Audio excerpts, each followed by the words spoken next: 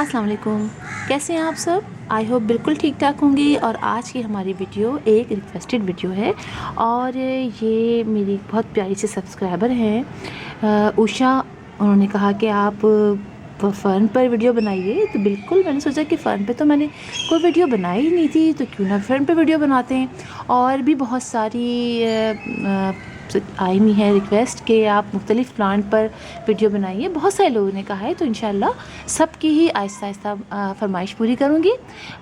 तो जनाब फ़र्न के बारे में आपको बताऊँ कि फ़र्न की 100 से ज़्यादा वैरायटीज़ पाई जाती हैं। और फ़र्न को अगर बेहतरीन हाउस प्लांट कहें तो गलत नहीं होगा, इसलिए कि इतने खूबसूरत ये प्लांट्स होते हैं और बहुत इजीली हम अपने घर में इनको ग्रो कर लेते हैं। ये फ़र्न जो मैं आपको दिखा रही हूँ, ये बूस्टन फ़र्न है, केक टाइप है। ये जो है फॉक्सटेल फ़र्न है, ये एस्पैरागस फ़र्न है जो हम बुशी बना लेते हैं, जो इस तरह से मतलब वाइन की शक्ल में नहीं होता। वाइन की दूसरी शक्ल है, वो मैं दिखाऊँगी आपकी। वो भी एस्पैरागस फ़र्न है, ये भी एस्पैरागस फ़र्न है। और एक है ये वाला फ़र्न जिसको मुख्तलिफ़ नामों से लोग कहते हैं। कुछ लोग कहते हैं ये फ़िश बोन फ़र्न है, इसलिए कि देखिए इसके लीव जो है वो फ़िश की जो सेंटर की जो बोन होती है उससे मिलता हुआ है। कुछ लोग कहते हैं ये रैबिट फुट फ़र्न है, इसके नीचे का जो पोर्शन है वो रैबिट की फुट से मिलता हुआ है। कुछ लोग इसको कहते हैं कैंगरू फ़र्न, यानी बहुत सारे लोग इसको मुख्तलिफ़ नामों से कहते हैं, लेकिन बहुत प्यारा फ़र्न है, मुझे बहुत अच्छा लगता है।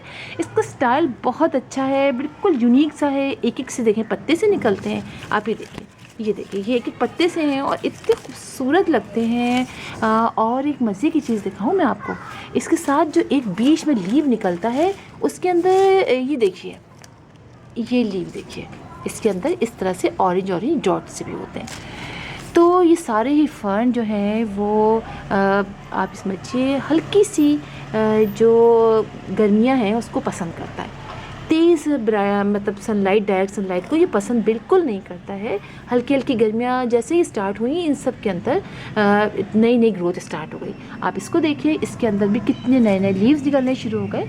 यानी ये कि ये हल्का सा मॉइस्ट जो वार्म वेदर होता है, ये उसमें बहुत अच्छे तरीके से ग्रो करते हैं ये प्लांट्स। और इनमें भी देखिए ग्रोथ शुरू हो गई। सर्दियों में इन सब के लीव्स बहुत ख़राब हो गए थे।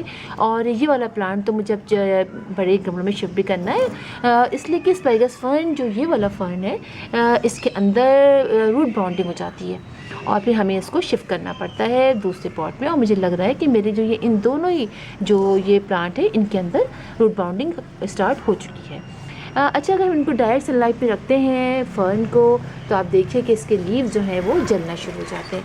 ये थोड़ी देर सनलाइट में रह गया तो आप देखिए इसके लीव जो है पहले हल्के हल्के से येलो होते हैं, फिर ये ब्राउन होते हैं और फिर देखिए इस तरह से झड़ जाते हैं और फिर देखने में भी ना कितना ख़राब लगते हैं ये फिर इस तरह से, इसलिए मैं इसको कट भी कर दूँगी।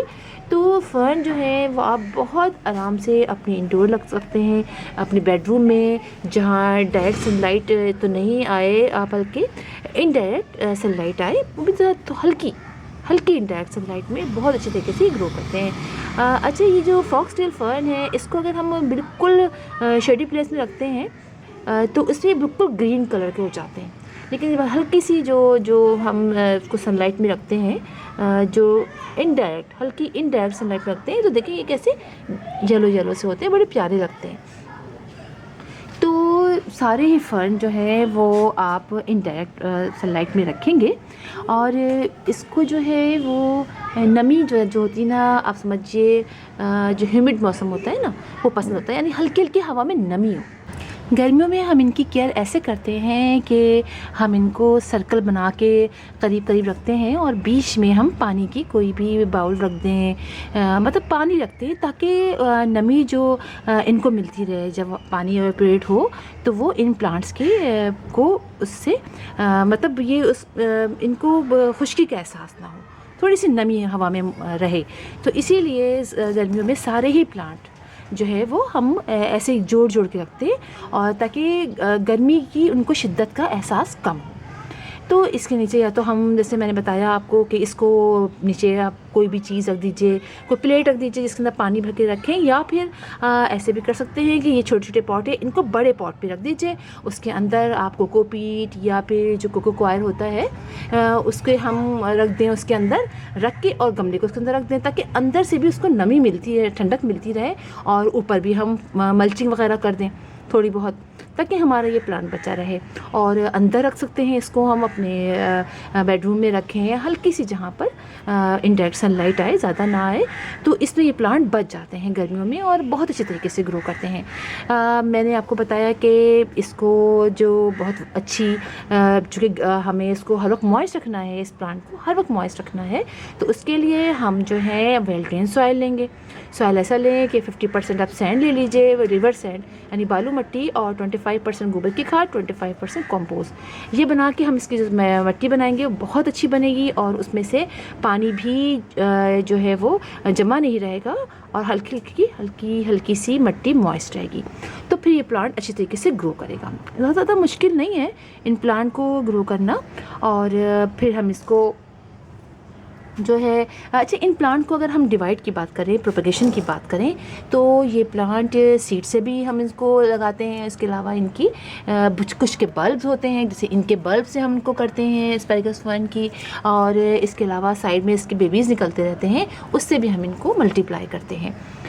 इसी तरह आप देखिए कि इसके भी बहुत सारे निकल रहे हैं, तो हम इसको भी, ये जो फर्न है इसको भी हम इसी तरह करेंगे, हम इसको सेपरेट कर लेंगे। इतने सारे इसके प्लांट हैं। बिल्कुल इसी तरह एस्पैरागस फर्न जो मैं आपको हमेशा दिखाती रहती हूँ, आप देखिए कि ये मेरा एस्पैरागस फर्न है। सर्दियों में ये इसकी हालत ऐसी हो जाती है, ये तो हल्की सी डायरेक्ट सनलाइट बर्दाश्त भी कर लेता है। ये जो वाइन होती है ना एस्पैरागस फर्न की, अब आप देखिए कि कितनी बड़ी हो गई है ये, और कितनी ज़बरदस्त इसके लीव्स जो आप देखिए, ये देखिए ये लीव्स जो है वो बहुत ही ज़बरदस्त है, और इसके अंदर सीड बनती है, तो इसको सीड के ज़रिए भी ग्रो करते हैं हम। और इसके अलावा जैसे यहाँ से पॉट है ना, एक छोटी, इसमें रूट बाउंडिंग नहीं होती है। ये जो है ना प्लांट, इसके अंदर आप देखिए कितना छोटा सा, ये मेरा 6 इंच का पॉट है, इसके अंदर ये इतनी बड़ी बेल, एक बेल ये है और 2 बेल ये हैं, ओके, ये भी एक ही बेल, एक ये 2 बेलें हैं, वो इसके ब्रनर्स निकले हुए सारे, तो इसको यहाँ से भी सेपरेट कर सकते हैं हम, और इसमें रूट बाउंडिंग नहीं होती है। जबकि ये वाला जो प्लांट है इसके अंदर रूट बाउंडिंग हो जाती है, जो ये बुशी बनाते हैं हम।